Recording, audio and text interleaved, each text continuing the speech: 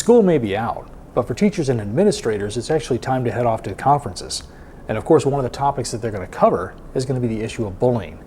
And as a teacher, administrator, parapro, staff professional in a school, it can be one of the toughest things you have to deal with. You know, it used to be that everyone said bullying was no big deal. We get over it.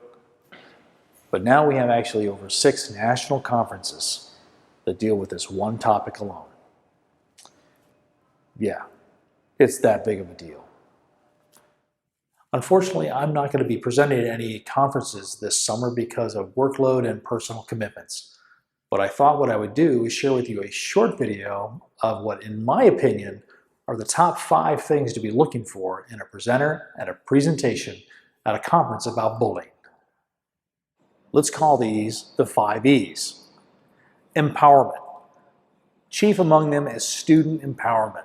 That is the biggest tool that a school can use to get students activated and engaged in any bully prevention program that you use.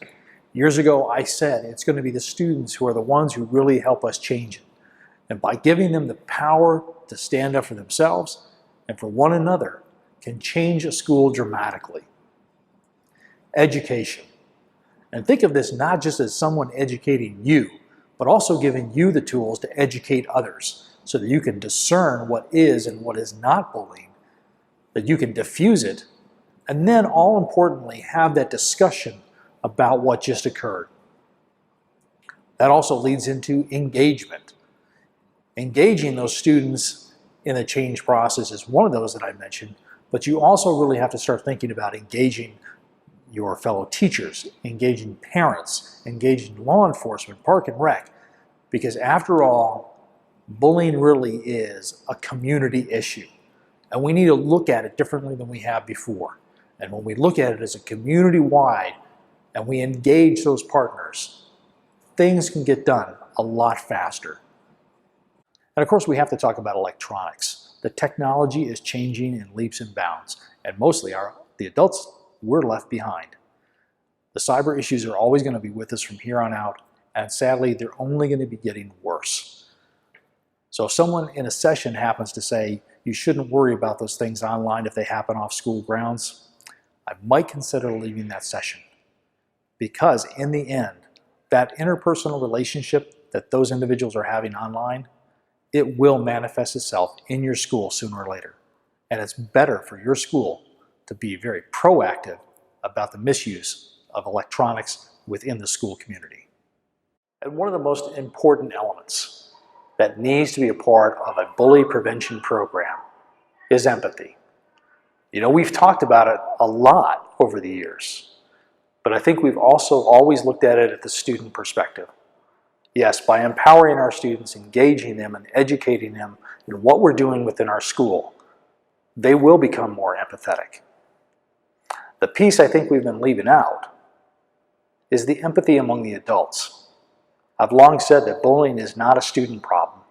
It's actually an adult problem, because a lot of things have been laid out for us, but we've chosen not to do things. We've made that choice.